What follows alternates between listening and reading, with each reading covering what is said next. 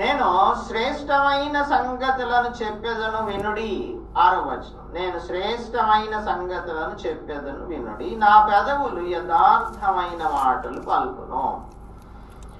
నెగెడ్ అంటే దీనికి అర్థం ఏంటంటే, there is a word that is used in the Bible, Hebrew బైబిల్లో.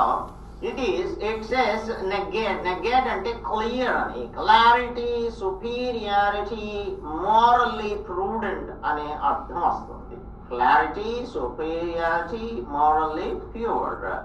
ఇప్పుడు ఈ విజ్డమ్స్ వర్డ్స్, జ్ఞానం, స్త్రీగా అభివర్ణించబడుతున్న జ్ఞానం చెప్పుతున్న మాటలన్నీ కూడా సత్యమైన మాటలు. 8వ వచనంలో క్రూకెడ్ థింగ్స్ ని గురించి, అనగా మూర్ఖత అయినను కుటిలత అయినను నా మాటలలో లేవు, నేను నీతి కలిగినటువంటి మాటలు మాట్లాడుతున్నాను అని అంటుంది కదా జ్ఞానం. సో ఇందులో మూర్ఖత లేదు. They are true.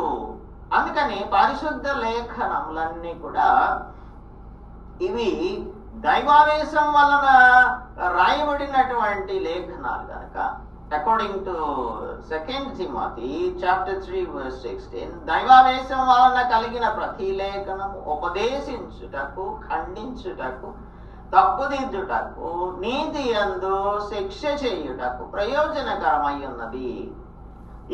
ఈ గ్రంథం it is infallible source of wisdom. ఇందులో ఎటువంటి బుద్ధి ప్రమాదం లేదు. బుద్ధి ప్రమాదం, there is nothing wrong, there is nothing false, there is nothing what you can call a lie. అబద్ధం అనేది లేదు, అంతా సత్యమే. దేవుని గురించి, తర్వాత ఆయన యొక్క మార్గమును గురించి, ఈ ప్రపంచం గురించి, మనం ఏ మార్గాన్ని అనుసరిస్తే స్వర్గానికి వెళ్తాము, ఏది ఈ మార్గమును అనుసరించకపోతే ఎక్కడికి వెళ్తాము, అనగా నరకానికి వెళ్తాము.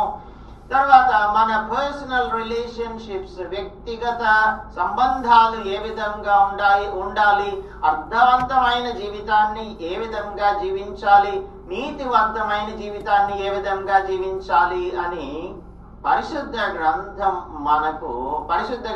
మాత్రమే మనకు తెలియజేస్తుంది.